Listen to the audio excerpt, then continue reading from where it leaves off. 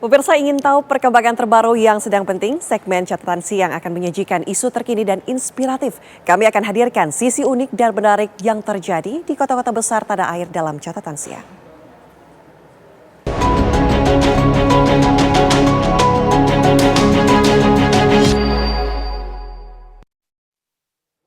Kali ini Catatan Siang menyoroti kebakaran besar yang melanda gedung Glodok Plaza Jakarta Barat yang menyisakan banyak pertanyaan. Salah satunya adalah bagaimana sistem proteksi kebakaran di gedung itu. Apakah kelalaian prosedur gedung bisa berakhir di pidana? Berikut ulasan tim TV One untuk Catatan Siang hari ini.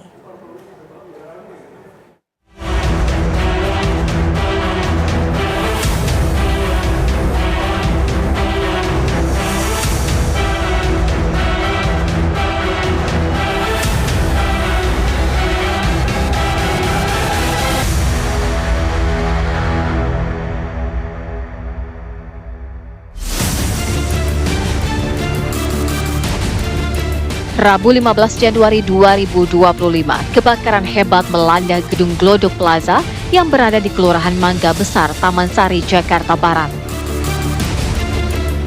Api membakar sejumlah titik di gedung itu. Kebakaran yang terjadi malam hari pukul 21:40 itu sontak membuat warga sekitar panik dan ketakutan. Puluhan unit damkar dan ratusan personelnya dikerahkan untuk memadamkan api.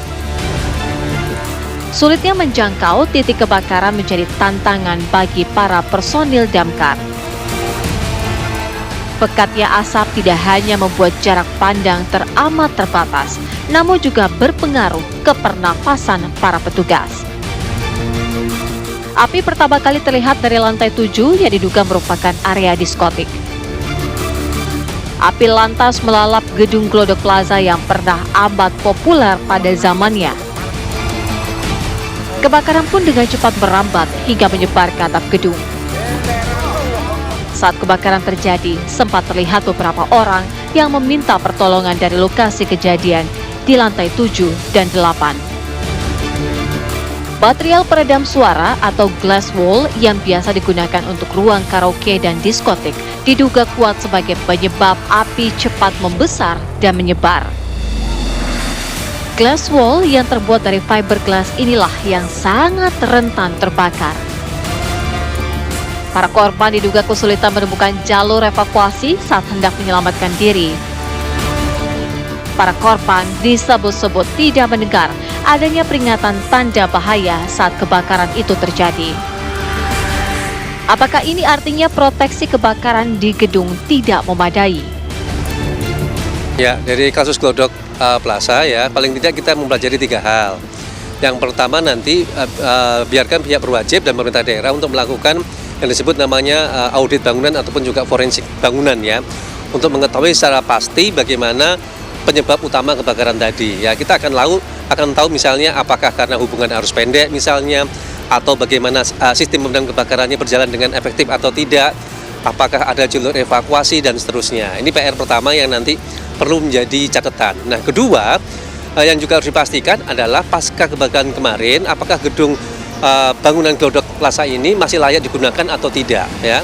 Karena secara konstruksi tentu dengan kebakaran kemarin bisa dipastikan konstruksi bangunannya akan mengalami pemuaian ya, artinya secara teknis kondisi bangunannya tidak aman. Nah, kalau tidak aman tentu pilihan paling baiknya adalah dihancurkan bangunannya ya, dengan membangun kembali tentunya. Ini yang kedua. Nah, ketiga, dari peristiwa Glodok ini harusnya pemerintah segera melakukan semacam audit bangunan ya terhadap seluruh bangunan gedung di Jakarta yang kebagi menjadi 3. Yang pertama tentu golongan kelompok hijau misalnya, yaitu bangunan yang sudah memiliki standar antisipasi kebakaran terbaik misalnya. Mulai dari misalnya kalau kita lihat ya, di bahan bangunan sudah ada sprinkler pemadam apinya, sudah ada alarmnya, sudah ada APAR, sudah ada jalur evakuasi sampai dengan ke titik kumpul, serta tempat jika ada mobil kendaraan pemadam kebakaran datang. Jadi kan ada ruang space sebenarnya untuk melakukan itu. Nah, ini yang masuk kategori hijau. Nah, kedua kategori kuning ya. Kategori kuning adalah bangunan-bangunan yang bisa dikatakan belum memenuhi standar tadi ya.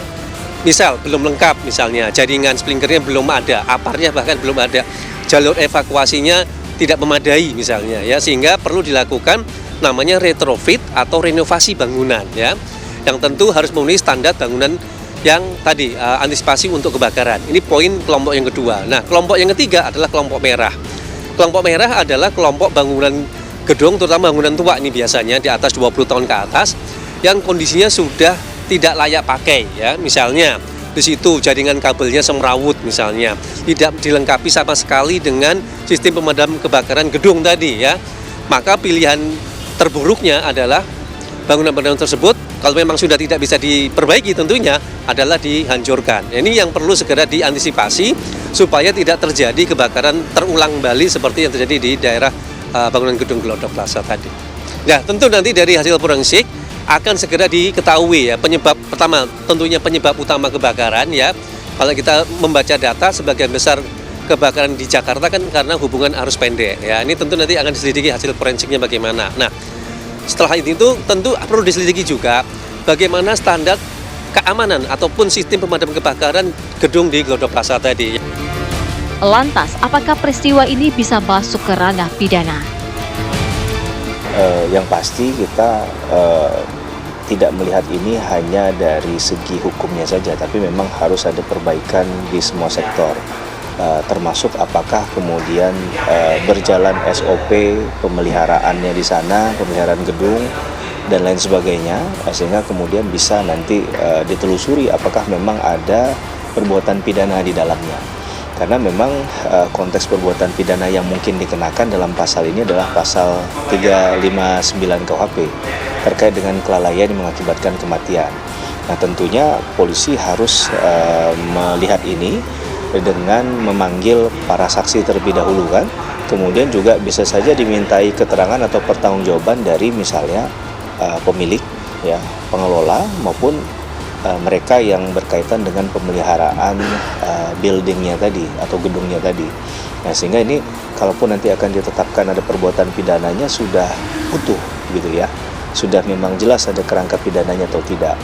Dan saya rasa momentum kasus ini juga harusnya melihat adanya upaya dari tiap Pemprov itu untuk memaksa dalam tanda petik pemilik dari gedung tersebut untuk memperhatikan aspek keamanan dan keselamatan. Di Jakarta saat ini terdata masih banyak gedung bertingkat yang dinyatakan belum memenuhi syarat proteksi kebakaran. Tim TV One mengabarkan.